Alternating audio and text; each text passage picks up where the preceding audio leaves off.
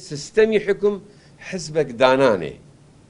سیستمی حکم پەرلەمانێکیش دانانێ حەزەکەم میدیاکاران ئەم شتانە بزانن ئی دووەم ئەبێ ئللا بچێتە ناو دەستور لە دەستور ڕەئی ملەت لەسەر بداتەوە ئەوسا ئەڵێن نیزامی ئەم سیستەمی حکم پەرلەمانیە یان ڕیاسیە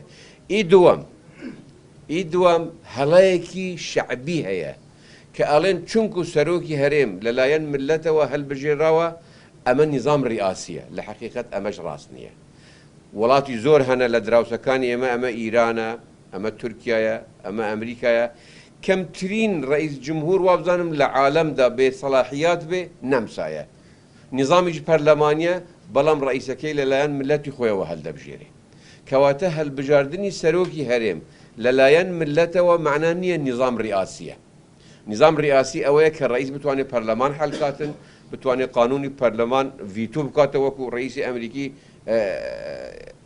ڤیتۆ دەکاتەوە لەسەر بریارەکانی کۆنگرس وەوە ئیلە ئاخری بەڵێ شێوەی ئینتیخاباتی سەرۆکی هەرێم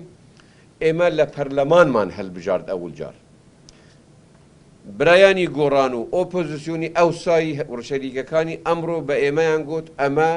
سەرۆکێکی شەرعی نییە چوو لە چوارچێوەی چوار دیواردا هەڵبژێراوە ملەت ڕەئی لەسەر نەداوە گوتمان باشە وەڵا ڕەنگە ئێوە حەق بن ئەمە ناوبردمانە لای ملەت دەنگی پێداوە ئیستاڵێ ناوەڵڵا ئەمە باش نییە بابینە مابینی چوار دیوارەکە و